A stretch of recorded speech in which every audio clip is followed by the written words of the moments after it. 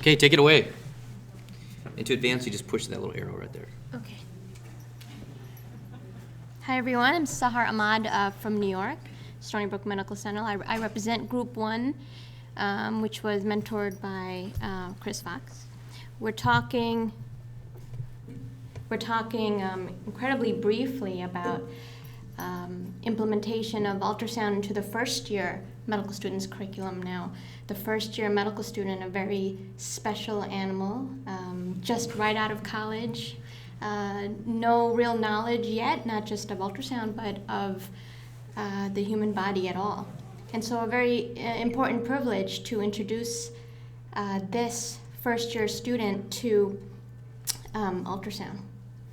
Now, in terms of needs assessment and identification of a potential problem list for this endeavor, of course, time is always of essence and is always lacking.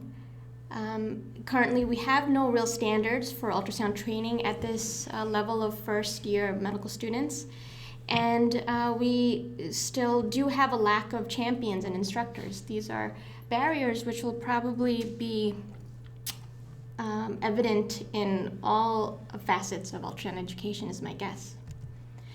In terms of a needs assessment, very simply, we would plan to put out a survey of the current first years who do not have ultrasound training.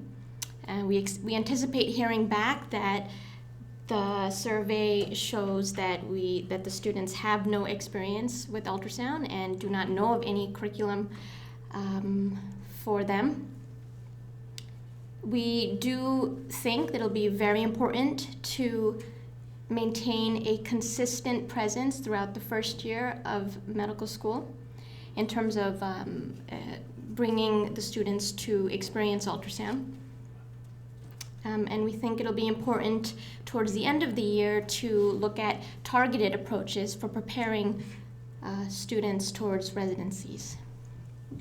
Specific goals and objectives for first-year medical student ultrasound are as follows. First and foremost, again, because we would be the very first introduction to ultrasound as an imaging modality, we would want them to be introduced relatively formally. We would institute a mini course at the very start of medical school. We would utilize asynchronous learning, especially the use of online modules and podcasts. This helps to relieve some of the faculty time. Specific objectives for this mini course are listed here. To review the benefits to the physician and to the patient, ultrasound safety and etiquette of use and addressing a patient, knobology, of course, basic ultrasound image acquisition and scan plane development, and the recognition of some basic normal ultrasound findings. As we move on towards the course of anatomy, which classically is presented relatively early in the first year, we would plan to teach ultrasound organ by organ in a systematic approach which parallels the anatomy course.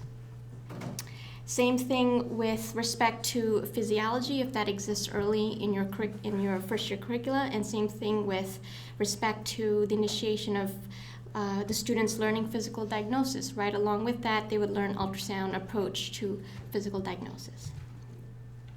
We've listed some educational strategies that we anticipate will be successful.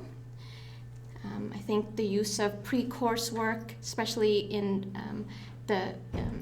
the form of podcasts and online modules, will be very important. Those modules and podcasts would have to precede their ultrasound sessions. Simulation, similarly, will be an invaluable resource, again, to come over the barrier of the absence or the lack of faculty resources. We, as a group consensus, decided that the students participating as models for each other will be something that we would promote. We find that it would save costs in terms of utilization of standardized patients. It would enhance learning and teamwork. And it would teach the nuances of ultrasound, for example, how much pressure to to project onto your patient that would be otherwise difficult to teach. We would expect the students to sign some pre-written waivers, and we would expect to produce and implement an incidental finding policy. Ultrasound would be taught alongside anatomy and physiology courses. Again, a parallel design with what organs are being covered. And we promote the institution and the sending of our students to various UltraFest and related programs throughout the nation. Some implementation strategies are listed here. Between the first and second year is really an excellent time to utilize for summer and elective courses. That's very unique because that essentially is the last summer that these students have that would be free. Ultrasound super users who can then be brought back in to help teach the class will be identified. Simulation, again, will play an integral role throughout the year. Utilization of student models. The students won't be forced to do this, of course, but we believe that many of them will be more than willing to participate. And there's a benefit for them to be the ones being scanned. Finally, evaluation is always a difficult topic to approach, competency of ultrasound, because the learner is not just interpreting or reading or performing. In fact, they're doing all of the above. Makes it relevant that you address the competency in a sort of very comprehensive manner. We would utilize pre-test and post-test data. OSCE is an excellent modality. With respect to OSCEs, we would integrate the use of ultrasound into already present OSCEs. For example, adding in ultrasound motivations within the physical diagnosis OSCE that may already exist. Thank you for your time.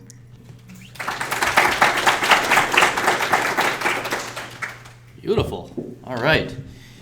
MS1s. How about the MS2s? Who's going to be the presenter here?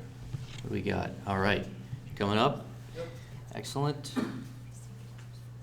Good. Keeping it quick, too. I like that. Well, I'll get recorded, so we're going to put this on the website. So there'll be some duplicate information. I'm Joe Novick from the University of Minnesota. Good to see you guys again. So we're going to be talking about MS2 education. We kind of took the assumption that most medical schools teach a large burden of pathology and physiology during their MS2 year. So when we went through the assessment of problems and general needs, we divided it primarily as like from a resource standpoint. So both like a cognitive and as well a physical one. So buy-in, so as a resource, or needing kind of buy-in from the first and second year course directors as well as from other relevant leadership. Top-down as well as a bottom-down approach, so kind of working on our champions from the top, but also integrating kind of the learners, so the medical students themselves, either through ultrasound interest groups or other mechanisms. Then developing a critical number of interdepartmental and interprofessional faculty as a resource, integrating and developing space within the MS2 curriculum was something we need. And then, of course, problems of lack of ultrasound machines, simulation equipment, and administrative resources that would be needed for implementation. So the needs assessment of targeted learners. So in thinking what we wanted the learners to get out of that year, wanted to expose the students to sonographic pathology, ideally live, that would be a goal.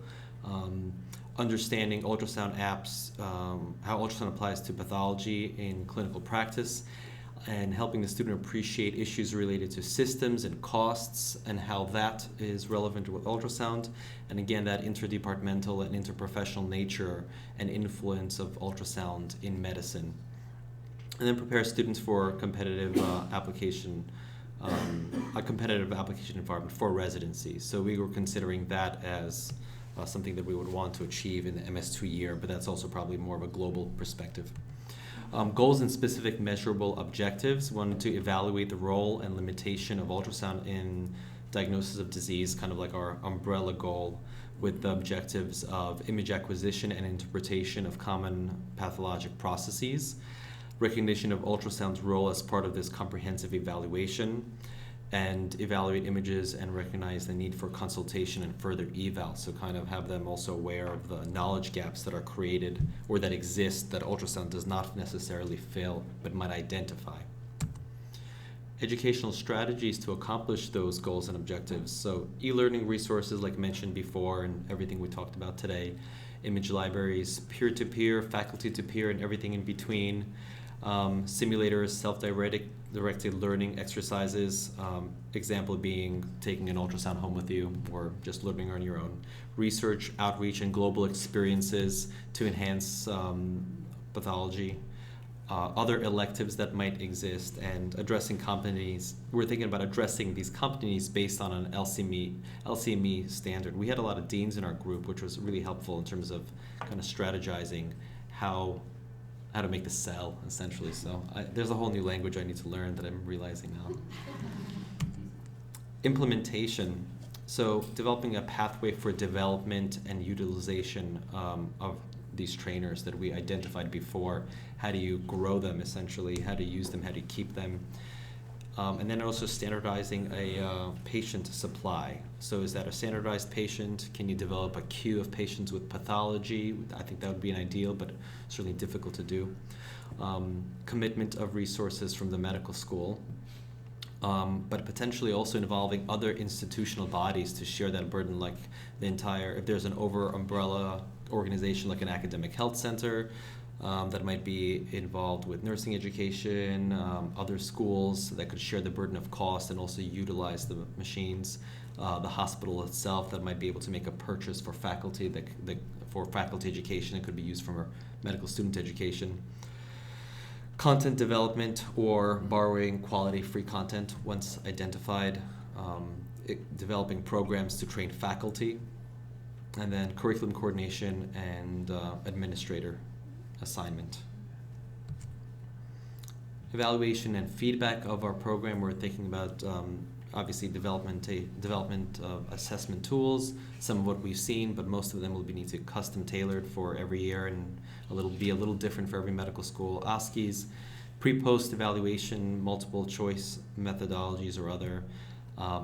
Suggestions were made for perhaps a mid-training feedback opportunity because that might differ from an evaluation towards the end. Portfolio, peer-to-peer, like social media style evaluations, and then maybe an overarching M&E program of goals and objectives for year 1 through year 4, the overall goals, and as well as some sort of measure of the impact on residency education and residency experience. I think that's it. Great, thank you.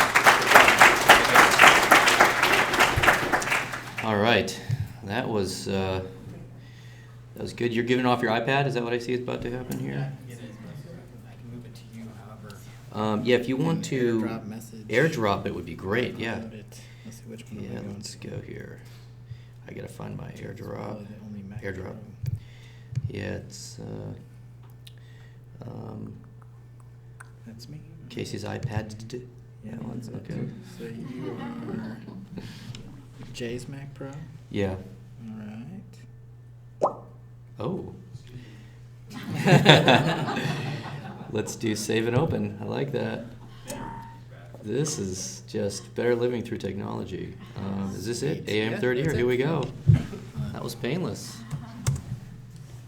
All right. So hi, I'm Casey Glass. I am the ultrasound curriculum coordinator at Wake Forest School of Medicine in North Carolina, and we had the third year curriculum, and so we also had an assistant dean in our group who helped bring some of the institutional concerns into our discussion. So in terms of problem identification, we started out trying to frame our discussions in the context of implementing ultrasound on clinical rotations wherever that would be practical and appropriate. A lot of the main barriers there have to do with tradition and the traditional third-year curriculum, which involves, rotating clinical assignments between the specialties. Another big issue is just finding enough clinical instructors or ultrasound champions in those places where the students rotate, that responsibility would not come back to the ultrasound curriculum director to have to kind of every month go ahead and redo this curriculum. In general, most of subspecialty faculty do not use a lot of point-of-care ultrasound, even in specialties where its use is pretty regular. The other issue brought up by our former student in our group was that if this is not on the shelf, if there's not some sort of assessment component, it's hard to get traction with the students as far as spending their time there. And then lastly, just the availability of machines at clinical sites, and then the need for some protected time for the people who are doing the teaching so that they have the space in their day to do that. In terms of assessing the learners, one of the things that came up was talking to the administration about where the curriculum holes are in that third year curriculum. What does the institution need in terms of improving certain rotations, improving contact time with attending physicians, improving small group time? What is the need there? In terms of our discussion as kind of ultrasound experts looking at third year students, one of the things we came up with was that often they need to know when is the appropriate time to do an ultrasound. So like what we just saw in the second year slides, kind of what is the appropriate indications, what are the actual test characteristics of the studies that we do, and then overall just to be able to learn the appropriate clinical exams. And so the things that we decided were pretty easy, low-hanging fruit for a third-year curriculum were things like ultrasound-guided vascular access, specifically peripheral access, bladder scans, on the surgery rotation, FAST exam or gallbladder, on OBGYN, kind of a second, third trimester evaluation of fetal presentation, placental location, AFI, fetal cardiac activity, and then in the first trimester, just assessing the location of pregnancy. Internal medicine, we had some discussion about this, but we felt that in most cases, the rush protocol, even for kind of a general floor assignment, would be useful. So for those, nighttime on-call emergencies and things like that, that would be a useful protocol to know. And then lastly, pediatrics, we talked about just kind of, assessing a child for dehydration and then doing bladder assessments prior to a cath UA test so that, we could have hopefully more successful cath UAs. Again, one of our main goals was to develop some sort of implementation where we would not have to bring students back to home base to do some sort of educational intervention every rotation. In the first and second year, having them in one place is fairly easy for an ultrasound director to do that. In the third and fourth years, requires a lot of time and many different days to be available to do that.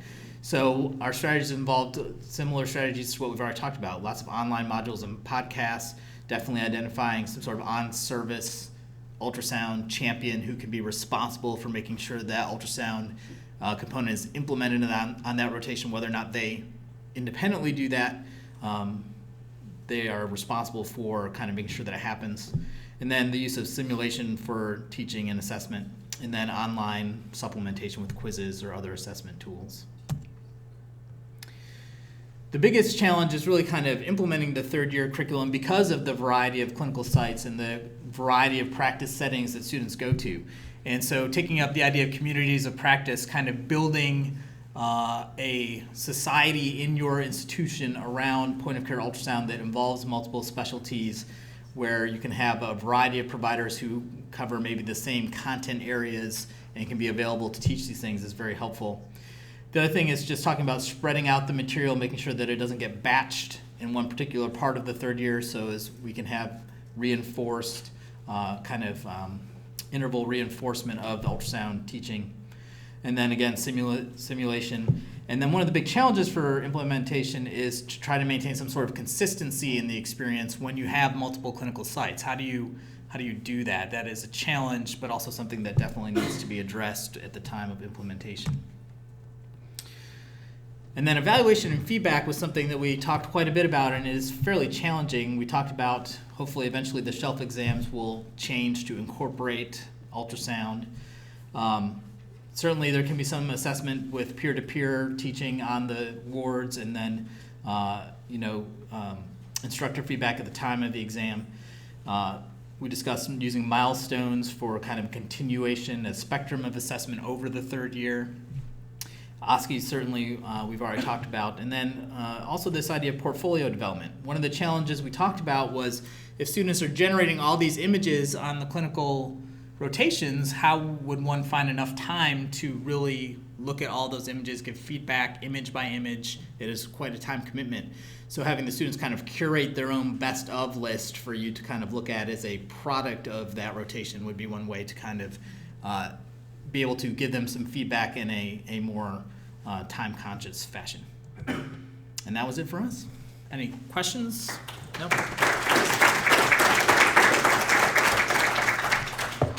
You guys, I love that. That was great. This is where I'm really struggling in my curriculum. This is it right here. This is I always say this, that's where the rubber hits the road. You know, it's like, yeah, you teach them all these skills, but then they get to the third year, and now who's watching over them? How with this curating the images? I love that. That's wonderful. A lot of good points you made there. This is great.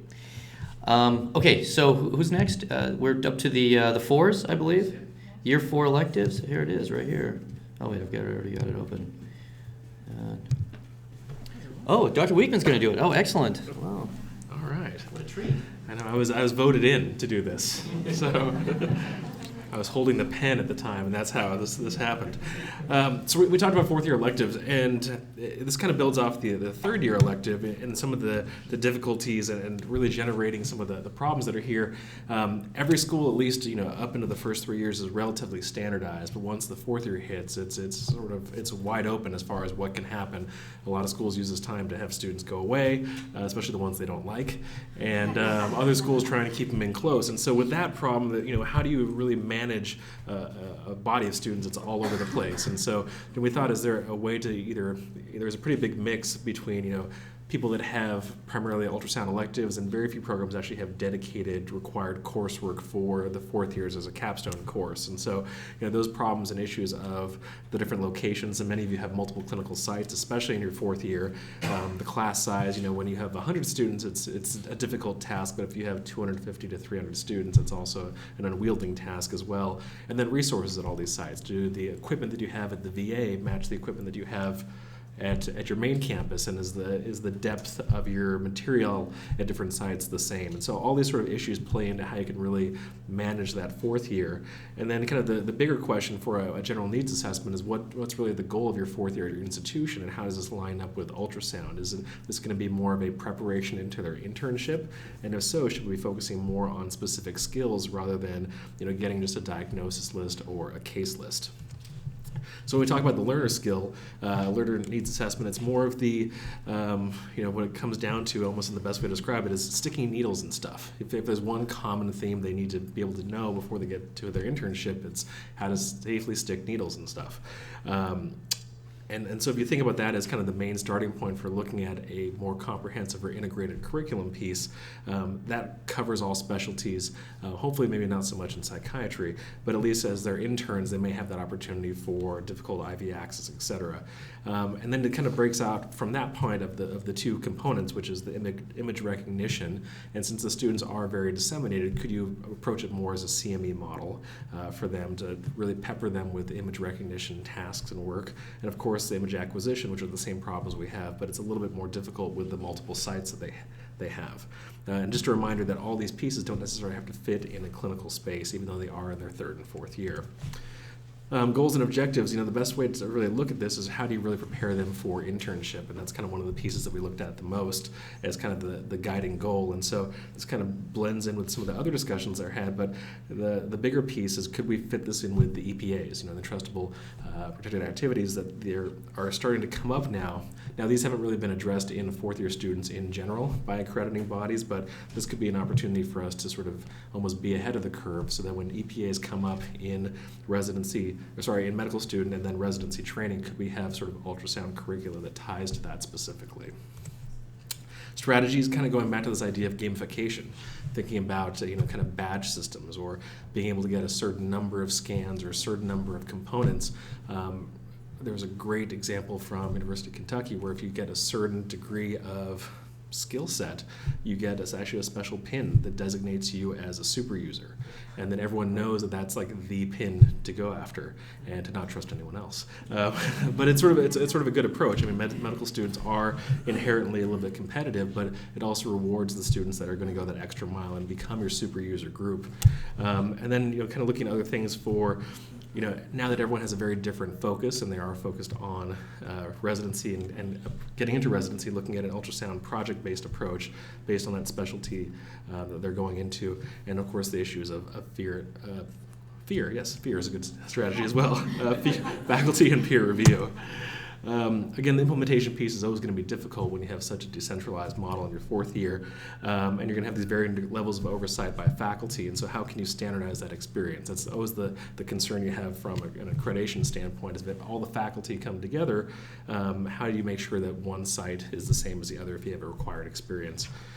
Again, another great example from Kentucky as far as volunteering in the evening and peer-to-peer teaching, and really using that to create more opportunities for the student to engage as leadership as well. Using the idea of the ultrasound portfolio or the student portfolio, creating a similar type ultrasound grand rounds that highlights the skills and cases and kind of gives the students more of an opportunity to present their work, and this idea of maybe a student review portal that's centralized across the institution. Feedback, again, OSCEs are an easy way, at least logistically, to pull everyone back together to assess their clinical skills. And then some of the issues with maybe a student review or peer-to-peer review is just more of the time, and maybe even trying to leverage sonographers to help out in this workload of looking at all these images. And that is it. Cool. Thanks, guys. Let's just say how snazzy Warren looks in his suit with his matching purple. Oh, we're doing clip-on tie. Oh, I like we're going old school with the USB drives. I remember these USB stick drives. I used to use these all the time. I had a floppy disk. Yeah. I have some Oh, nice. Ultra Vision, is that what we're doing here? Yep. Oh, that's catchy. That's a catchy little tune. Desktop. This is our final presentation. Thanks everybody for sticking out. I know we're going over time here a little bit, but I get the sense that this one's going to be really interesting, kind of pulling it all together. So, student Dr. Graciela Maldonado, take it away. Okay. So, for us, the problem was, how do we bridge the gap between fourth-year medical students and residencies? We don't know where they came from in terms of how much experience they had in medical school, and we don't know where they're going. If somebody like me, who's had a lot of experience, or like Chanel, is going to go to somewhere that is an ultrasound desert, or if they're going to go somewhere where their skills are going to really be nurtured. And so our main need is going to be not so much a curriculum thing. For us, we figured a lot of the resources are already out there, the material is out there, the content is out there. But the really difficult part is getting the buy-in to actually make room in the curriculum to get things done and actually start to provide these resources to the residents. And so we need buy-in from residencies, from residency directors, from the specialty boards, all 24 of them, hospital administrators, because they're going to have to actually, find the funding, things like that, and the different associations. Different associations create different standards, and we really need to get them on board as well. And the second need is, how are we going to pay for it all? The moment you go to anybody is, where is the funding going to come from? So those are our main needs. The target audience, initially we thought the target audience were the residents themselves, right? Because they're the ones being trained. But at the end of the day, the target audience really is the patient, and how well is their health care, and are we putting in a central line completely blind, or are we actually putting, doing ultrasound guided procedures for patient safety and better health outcomes? And so they're really the target audience, and that creates a target audience need of, then I guess we have to train the residents better.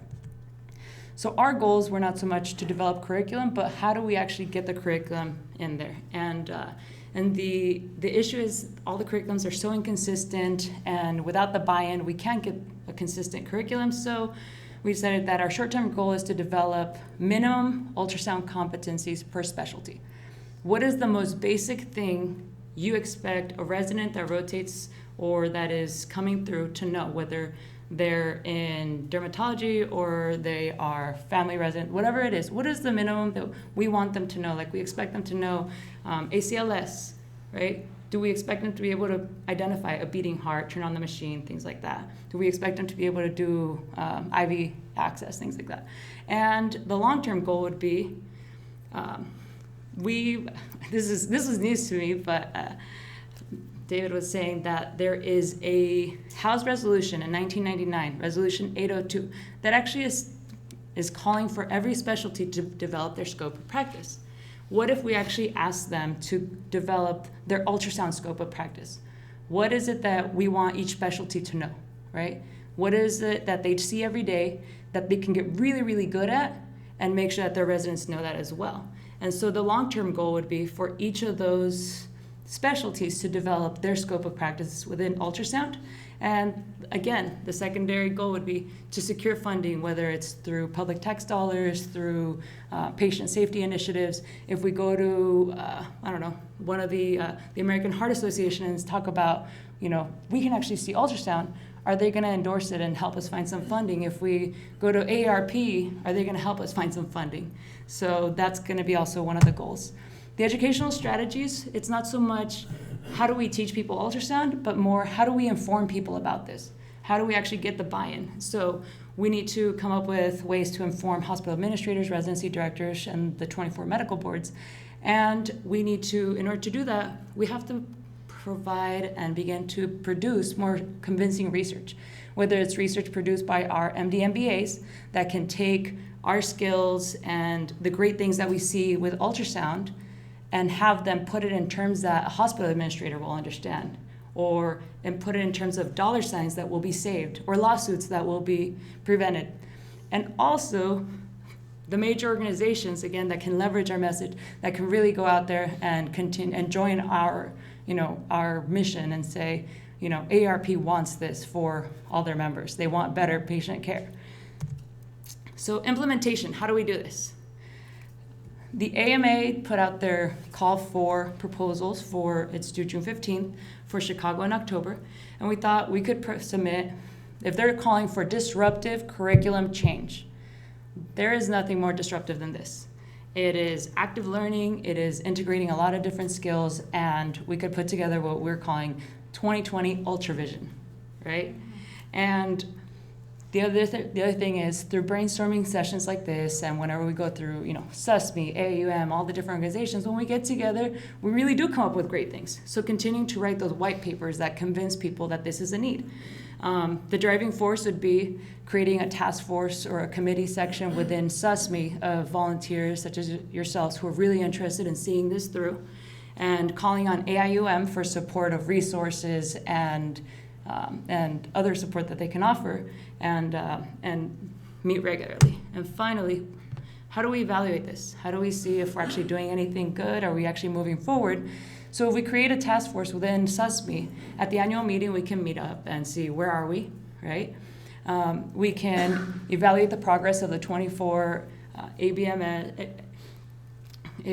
boards to see how many of them are actually doing this. Within each specialty, how many residency programs have actually developed it, and then, but allow for some flexibility, because minimum competencies in ultrasound and the maximum, which is the scope of practice, may be different for somebody in emergency medicine versus somebody in pathology or psychiatry, right? So allowing for some flexibility within this proposal, allowing for some flexibility for people who don't have the resources, for people who don't have financial resources, or they don't have faculty that are already on board and super trained, right? And allowing them for a request for an extended timeline to implement this, because our timeline looks like this. In the first year, we want to make sure that everybody gets informed about what the need is. We need residents to have a more consistent curriculum, and we need them to have minimum abilities in ultrasound. By the second year, we want each of those boards to develop what the expectation will be, what are those minimum competencies. During the third year, it would be great to see them start to implementing it, right? Actually holding their residents accountable for this and their faculty and everything. And when we come together, say, hey, how are you guys doing? How is this working out? Who needs help? Because, Dr. Fox actually knows a great pulmonologist who might be able to go over there and train you guys. So we didn't really need to develop the curriculum. We just need to be able to start networking and connecting people to the resources that they need for the actual education. And by the 4th year, began to ask people to start developing, what do you think a scope of practice would look like for your specialty? It doesn't have to, you don't have to commit to it, you don't have to, just start to think about what it would look like. And by 2020, actually began to see people implementing this and testing them out and achieve our Ultra vision. And that's it.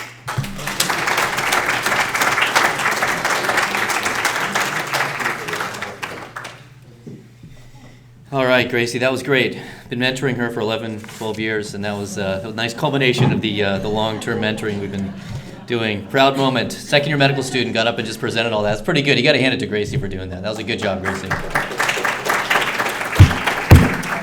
All right. That's a nice positive way to end. I know that we all worked really hard on this day, starting at 7:30 or earlier this morning for a lot of us, and thank you very much for sticking it out to the end of the day. And Brenda, Nora, awesome work. That was a lot. You guys did a really good job. Thank you for all the work you did. Running around.